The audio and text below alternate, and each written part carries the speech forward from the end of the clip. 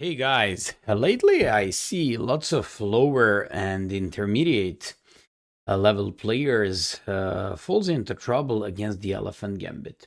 So here are like a couple of ways to simply destroy and very easily outplay your opponents against this Gambit. It appears after e4, e5, knight f3, and d5.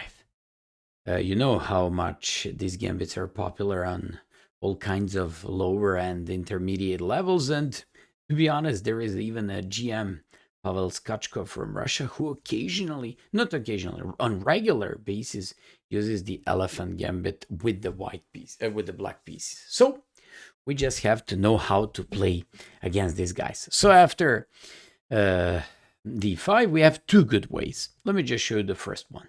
First one is knight takes e5. If they just go for a queen e7, where they threaten to take the knight and the pawn, you move d4, defending the knight on e5. And when they kick it away, because you can't play queen h5, g6, knight g6, and queen a4, we just bring the knight back to d3. So once they capture on e4, you bring your knight on f4. After knight c3, bishop c4, even the ideas of queen h5 or knight e5 at some point, white is like so much better. Instead of this, they can also go for the line where they take on e4. That's a common approach by Elephant Gambit players, and here you just play a very important and precise bishop c4. I would give an exclamation mark to this one, because they can play this tricky queen d4. And by the way, don't you dare to play this line if you don't want to learn this by heart, because here you're just so much better, close to be completely winning if you know it. If not, you're going to lose the piece. Sorry. So after bishop f7, king e7, you just play f4. f4 defends the knight, and the bishop on f7 is defended. So when they take, en passant, you got a recapture by knight threatening the queen. They should say, okay, queen is hanging. The only way to get a tempo is to give check, but now you have the special king f2 by threatening rook e1 because the queen is on e4 and king on e7. And because of inability to take on f7 because of knight g5, white is clear to complete, close to be completely winning. In the case of queen g5, instead of queen d4, you just take on e7, play d4 by bishop on c1 threatening this queen. You already spoiled castle, and after queen g2, rook f1, bishop h3, already played a couple of games like this and won my games very easily. You first of all managed to break completely their pawn structure. Queen is in the middle of nowhere. King is weak. White is so much better. And finally, if they play knight h6, knight h6 just temporarily defends pawn on f7, but when you play the most logical centralizing move that maintains control of the knight on e5 and at the same time threatens bishop h6, consequently weakening the pawn on f7, you just realize how much we're better in a position like this. So all things considered, they have to play bishop d6. And after d4, d takes e4, you play bishop c4. They cannot play bishop e6 because of bishop e6, queen h5. They cannot play knight h6. They simply have to take on e5. This is, at the same time, the main line for black. And when they go with bishop e5, you just go with queen h5, threatening both, mate on f7 and pawn, bishop on e5.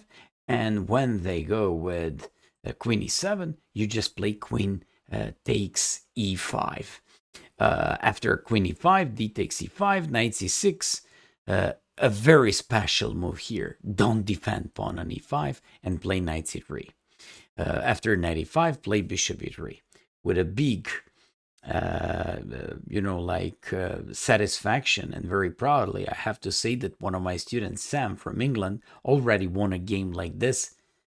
He said, Maya, even though at first glance it didn't look like that because we're down a pawn since we threatened knight e5 and knight b5, also the pawn on e4, having threats of bishop f4 and keeping the bishop here, that gave him a relatively easy middle game afterwards and won a very nice game.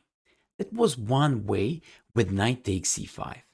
Although e takes d5 is a classic approach, And they have two options. To play e4, which is the main idea of the elephant gambit. By the way, don't even ask me why do they call it elephant gambit. I have no idea. In the case of bishop d6, you just play d4, opening lap, like both of your bishops in the center. They gotta push this pawn, and you jump with the knight on e5, right into the center of the board.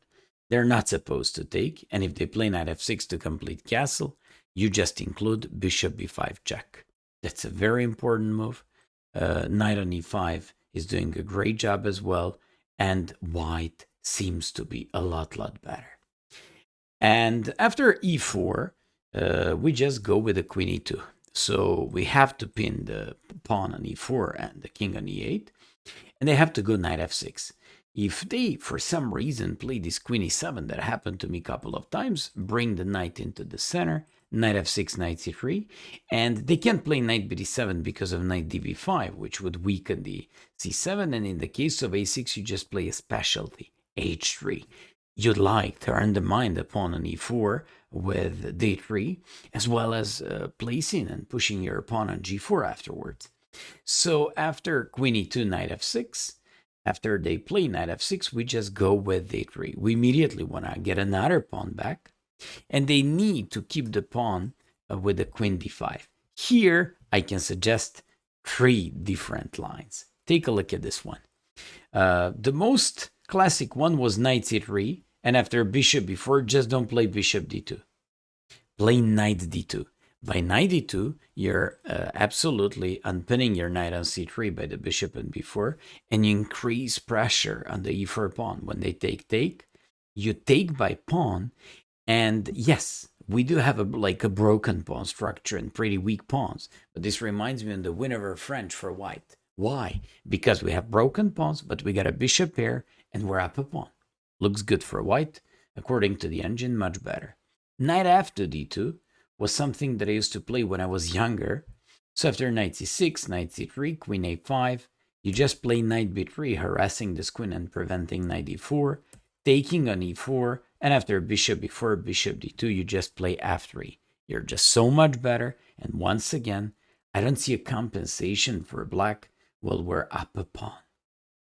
Finally, we can play knight bd2, attacking the pawn on e4, in which case they play knight c6, you take on e4, and when they play queen e6, you have a very simple move.